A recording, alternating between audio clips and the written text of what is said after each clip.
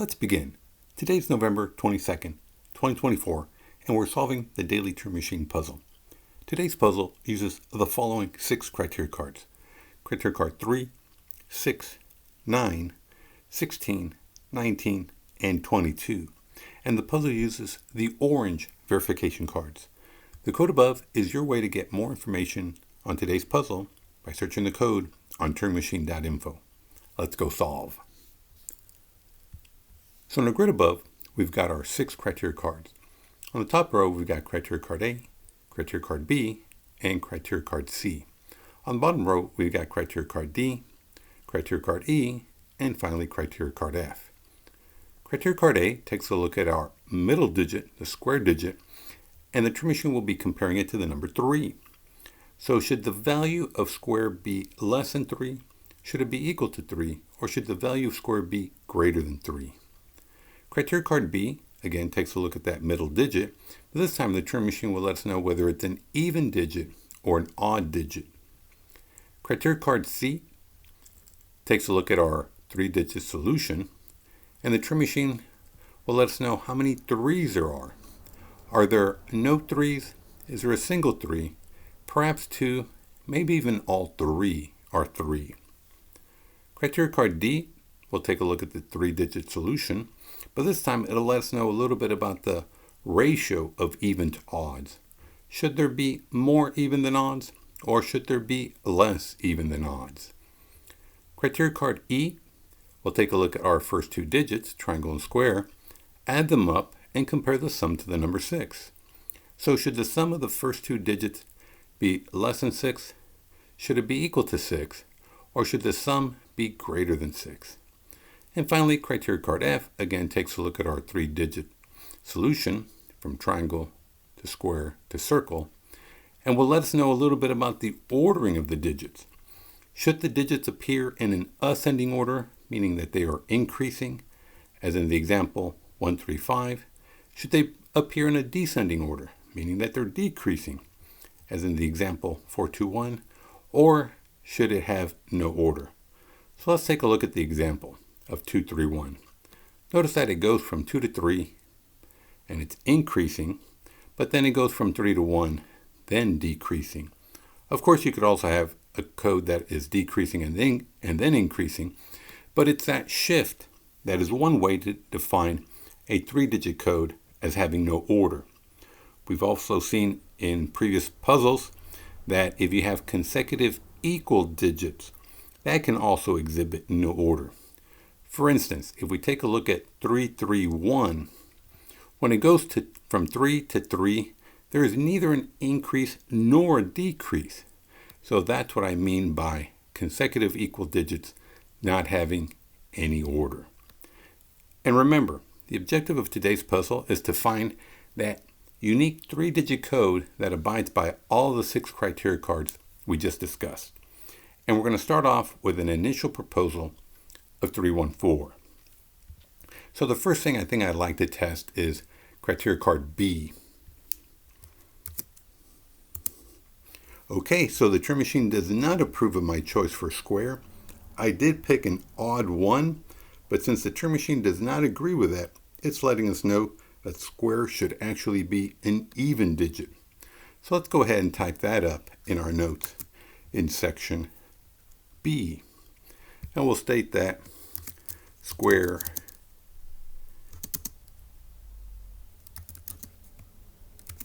is an even digit.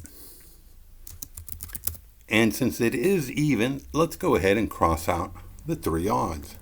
So crossing out 1, 3, and 5. Okay.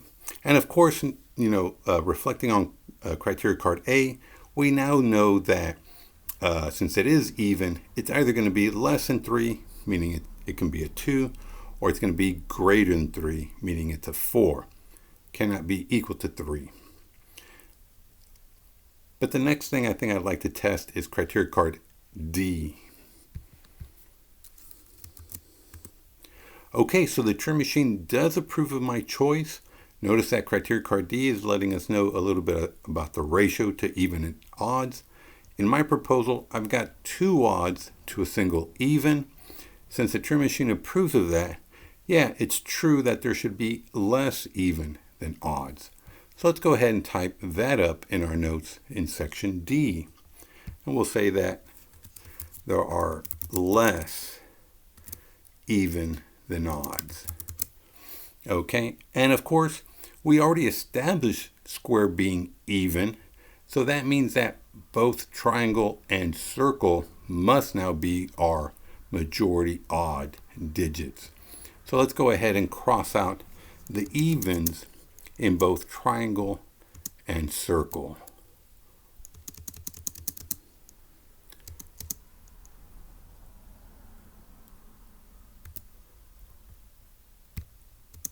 And so basically, we are looking at a solution that is odd, even, odd.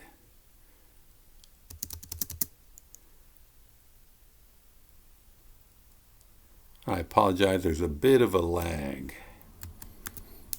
Okay, so, yeah, we're looking for an odd, even, odd. So we know that the sum of the first 2 digits cannot be 6 because you require either 2 odds or 2 evens. We now have a mixture. So that's good. So we know it can't be equal to 6. So let's see if, is it going to be less than 6 or greater than 6? So let's go ahead and test criteria card E. Okay, so the Turing Machine does not approve of my proposal. Notice that my triangle 3 and my square 1 do add up to less than 6. So we can deduce then that the sum of triangle and square must actually be greater than 6. So let's go ahead and type that up in our notes for section E. And that again is that triangle. Well, we will say that we're going to deduce that the sum of triangle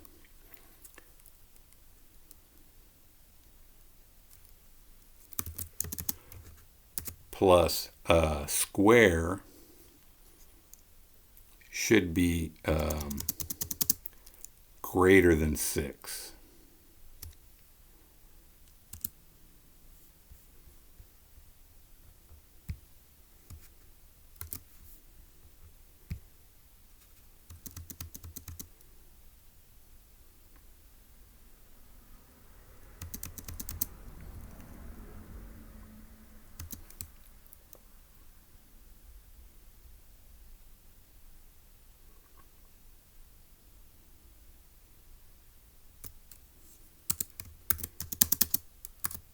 Okay, so what can we say about that?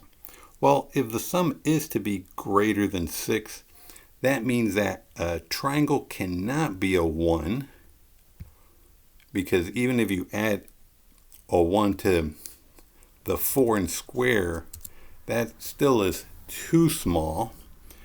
But we can keep the 2 in square because you could always add it to 5, and you can keep the 3 because you could add it to 4. So those are still in play. Anything else? Well, I think that's about it. We have completed our 3 Turing tests. We're now going into the phase where we'll be discussing how to construct a good second round proposal. So notice we did not test criteria card A, comparing our middle digit to the number 3. We now know that it's either a 2 or a 4. We also didn't test criteria card C, finding out how many 3s there might be. And of course, we still have criteria card F to test, letting us know a little bit about the ordering of the digits. So as far as 3s go, yeah, they're both still in play. But so here's my dilemma always. We've already started playing. And so I know from gameplay right now, I know you can't have 2 3s because then you would have some sort of no order, right? Because your only options would be 3 2 3 or 3 4 3. But my question has always been, can you make those sort of conclusions once the game has commenced, meaning you already have crossed out some values? I'd like to think you can, but I'm not sure. So let's see. We know that we're going to have a 2 or 4 in square. So, let's do this. If square is a 2, the only option is if we have a 5. So you would have 5, 2, and I guess technically you could have either a 3 or another 5, because you could say, well, there is either 1 3 or no 3s. So you could do 5 2 3 or 5. That's if, again, square is 2. Let's see. And yeah, you would have, I guess, assuming that there'd be no order, it would have to pivot back to either 3 or 5. And criteria card C would be able to tell us, yeah, is it a 3 or a 5? What else? Well, that's, I think, for 2. I guess technically you could still consider 5 2 1 if it was, I suppose, decreasing. And then for 4, triangle 4. Now that's the most interesting because both 3 and 5 work. So that's typical gameplay where somehow a choice has to be made between 3 and 5. And so it could be something like, say, maybe 3 4 1, where there is a single 3-digit and have no order. So if it's greater than 4 and you have a single 3, yeah, something like 3 4 1 does look helpful. But you could also have 3 4 5 increasing, or even 3 4 3 with 2. But let's go with the premise that there's only going to be a single 3, and I'm going to choose 3 4 1. So let's go ahead and type that up. And just to make sure, is our middle digit even? It is. We do have more odds than evens, and the sum of the first 2 is greater than 6. Okay, let's proceed. Okay, so let's go ahead and let's see. Well, let's go ahead and test criteria card C.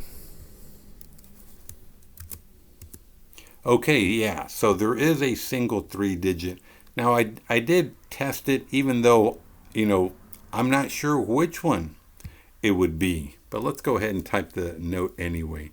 And we'll say that the solution has a single 3-digit. Okay. And so what would that be?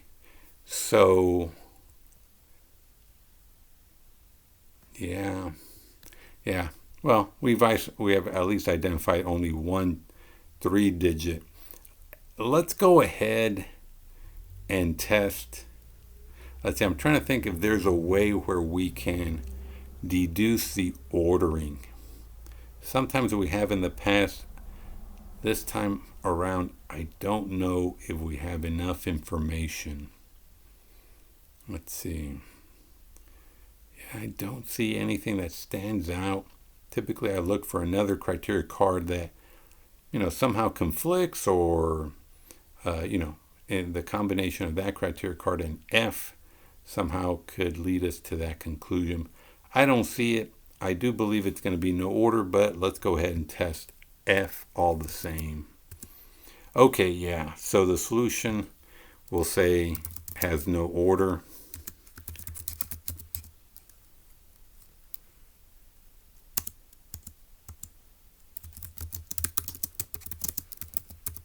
Okay, and so let's do this. Let's actually list out possible solutions that have no order based on what we have so far. So we can see that, again, if we do have triangle BR3, we could have 3, 2, 5 based on all available information. 3, 2, 5. And that may be the only one for, oh, actually, no, you can't have 3, 2, 5. That sum is less than. So no, it would have to be 3, 4, 1. Basically the proposal I have in place. And unfortunately, again, due to a little time lag, I don't know where my cursor is going to be. Wow, that's unfortunate. Okay, so it's going to be 3, 4, 1. That's if triangle is the 3. And otherwise, for the circle digit to be 3, what would that look like? That's the only 3, so it would have to be 5.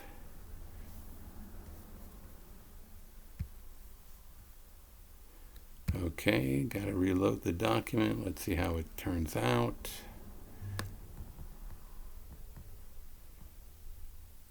Okay. So we know it can't be 3, 2.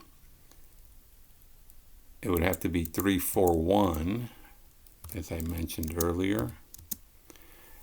And that's going to be the only potential solution with triangle being 3. Now, if circle is 3, that forces 5 to be triangle, based on the fact that there's only one 3. And then it would have to be 5, 2, 3. Okay, and those two seem to be the only solutions. And so, yeah, we have to test, well, yeah, is square less than 3 or greater than 3? So let's go ahead and test criteria card A. Okay, so yeah, I got 3 checks on my 3, 4, 1, and I complied with all the criteria cards from round 1. So I feel confident that, yeah, that is the actual solution. And so we'll say, well, let's go ahead and test 3, 4, 1.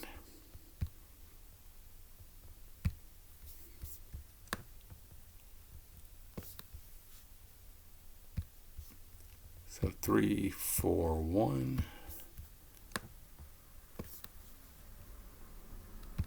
And yeah, fantastic. Well, how did we do versus a Turing machine? Well, we did do, it's a 6 criteria card puzzle, and we did exactly 6 tests, so that's always a great indication. In the first round, we did B, D, E, with D being the only correct one. And then in the second round, we tested the remaining 3 criteria cards. So let's go ahead and type that up. So again, B, D, E. So B was incorrect, D was correct, E was incorrect, and then we did A, C, and F, all were correct. We got the right proposal as our solution. Okay, wow, so we beat the Turing machine by 2 questions. That's pretty amazing. I'm trying to see where our efficiency must have come from. Obviously, we were quite fortunate to get that 3, 4, 1 in the second round.